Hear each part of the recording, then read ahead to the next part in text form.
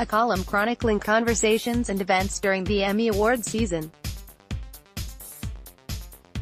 With House of Cards completely out of the picture in terms of this year's Emmy Awards, the Television Academy dodged a bullet in terms of dealing with any problem arising from having to answer any questions about Kevin Spacey, who was dropped from the show by Netflix after explosive allegations of sexual misconduct surfaced from a number of people. He was also dropped by just about everyone else he was in business with too, including his already filmed role in the Ridley Scott movie, All the Money in the World, where he was famously replaced by Christopher Plummer, who got an Oscar nomination for his efforts. The multiple Oscar and Tony Award-winning Spacey has been nominated 12 times in various capacities for Emmys, mostly as producer and star of House of Cards, but has never won. It appeared he would finally be able to add an Emmy statuette to his mantelpiece when the International Academy of Television Arts to touch humanity, but they revoked it in late October before the scheduled November 20th ceremony had a chance to take place because of the allegations against him that gave new meaning to their phrase about touching humanity. But watching last Sunday's terrific Tony Awards broadcast hosted this year by Josh Groban and Sarah Bareilles, I was reminded that it was CBS just a year ago that Spacey had hosted the Tonys, and it is that 2017 CBS broadcast that is eligible now for an Emmy nomination in the Variety Specials Live category, as usual. In addition to the producers, the host is also usually eligible to receive a Tony should it win. The reason this is significant is because the Tony Awards gets nominated in this category, or previous iterations of it, every year like clockwork. Since 1980 it has won 15 times by my count, most recently last year for the James Corden-hosted 2016 show, and it has been nominated another 12 times at least. However, the Spacey connection could make this the rare year the 2017 show, in which Dear Evan Hansen was the big winner, misses getting nominated at all.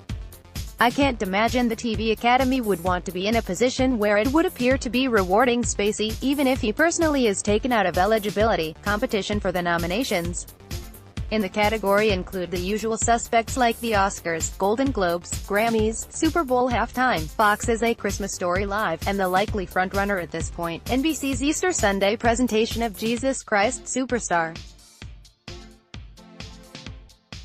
Jessica Biel transforms into The Sinner. Jessica Biel has gotten the reviews of her career by going a little psycho in the USA limited series mystery drama, The Sinner, which won her Golden Globe and Critics' Choice nominations and has now put her in serious contention for a lead actress nod in the limited series, movie category.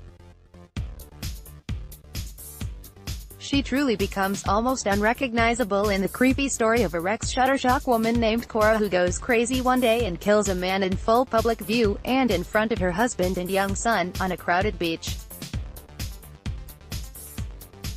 Since we know who did this from the start, the 8-part series is more of a "why did she do it?" as she gradually becomes emotionally unraveled and the mysteries about her motive deepens. It has gotten the best notices for the USA Network since season 1 of Mr. Robot, and they have launched a major Emmy campaign on Biel's and the show's behalf. Biel, who also serves as an executive producer on the show, praises USA Network as well as her return to TV, where as a child actor she did over 130 episodes of the polar opposite Seventh Heaven. Television has changed so much since I was a kid, I mean specifically for women, the great roles on TV, so it just felt like a no-brainer, she told me in a phone conversation this week. It's just like being up on the evolution of your business and finding where you can tell the most compelling stories, and where you can find the most intriguing characters, and that's on television now. USA Network. She and partner Michelle Purple teamed up with UCP, which brought her the book. They hired writer, creator Derek Simons, shopped the pilot around town and sold it to USA. It is not as easy as it sounds due to the nature of the material, and not the norm of what USA has previously been known for. They took a huge risk with this show, right? I mean, this is really dark material. Would anybody even care to watch something like this? None of us really knew the answer to that, but I've just been so thankful they jumped off the cliff with us and were really bold and courageous and not interested in doing the same things over and over again, she said. I suggested to Biel that the emotional toll this role must have taken on her would likely send anyone to a therapist. I am glad to hear you say that. Believe me, I saw a therapist before, during, and after. She laughed. I'm still seeing my therapist. That's just part of my life now. I always make this joke that I need to see some sort of facialist after the amount of crying, and forehead scrunching and eye scrunching. My poor skin after that show. I feel like I aged 10 years. However, she said, as an actor this is the kind of dream role you live for, however tortuous it may seem, because it is the most creatively fulfilling. She says she did have to go deep to try to find compassion and understanding for this deeply disturbed character in some way, and try to relate it to obviously dissimilar traumas she has experienced in her own life to help her get there. I think any great character actor, anybody who's ever played a villain before would say the same thing, that to find that empathy, and that compassion for this person, you really have to start to believe in them. You have to believe in their path or whatever it is that your character is trying to accomplish. You have to have major empathy for that, even if it is insane. If you just play crazy, then it is a bad performance, she said. For Biel, the sinner represents a new way of taking charge of her career, and that is also as a producer. Due to the show's success, it has now been picked up for a second season with a USA Network brand new story, a La American crime story. Co-star Biel Pullman will continue on as the detective with a new featured star, Carrie Coon, but Biel will be involved only as a producer. She likes her new direction. Our business is changing. It's very different now. I don't feel that to be fully engaged in your career is just sitting by phone hoping that somebody calls you, hoping that there's an audition that you can score out of the multitudes of amazingly talented people. It just doesn't work like that anymore. It's too competitive. For me, I was craving to do more anyway, and I wanted some different experiences. I wanted to wear some different hats. I want to have a long career, and I don't necessarily feel like, well, am I going to be doing this when I'm 60 or 70 years old? I don't know. Maybe. That'll be really great, but it would also be great to have another side of career where I am producing things for other people.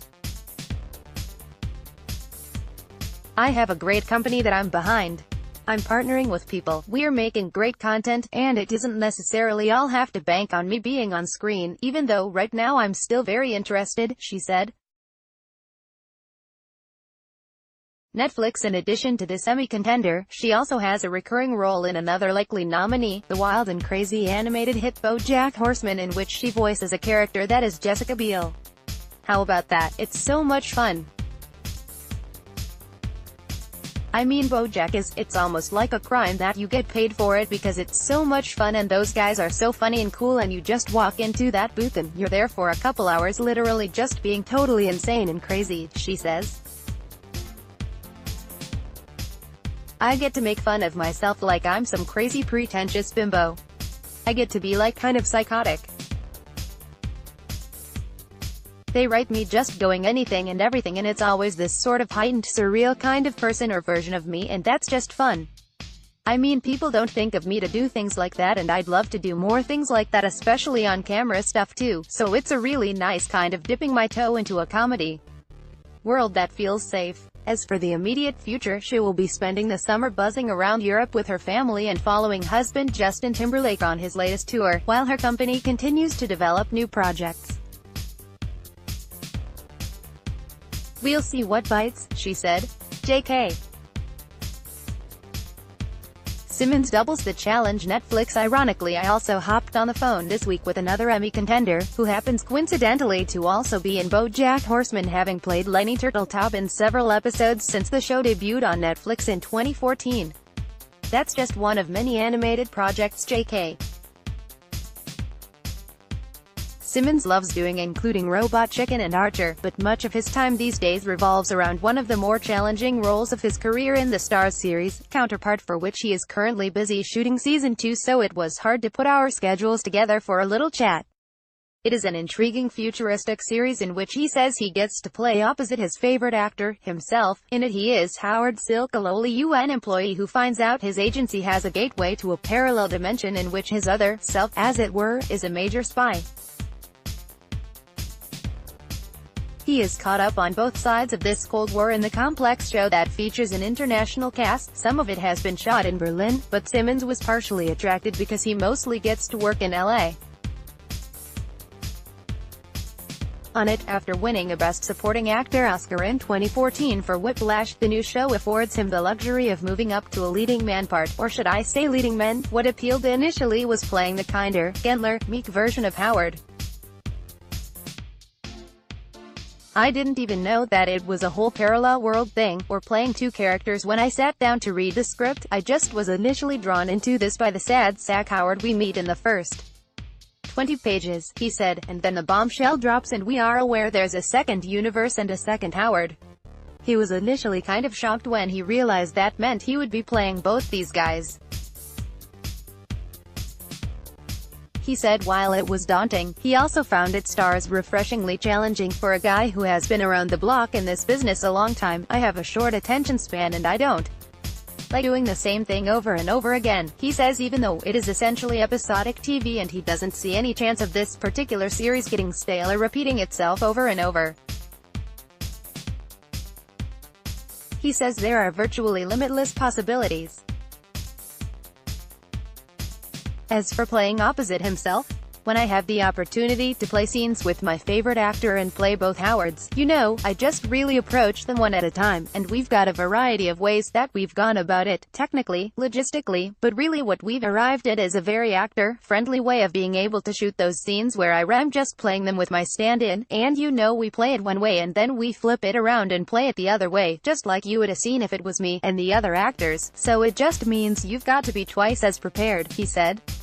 And because it is just 10 episodes a season, with a bit of a more luxurious shooting schedule, he finds doing it the perfect hybrid between traditional TV and a feature film, different than his first foray into television with his role on the long-running series, Oz 20 years ago.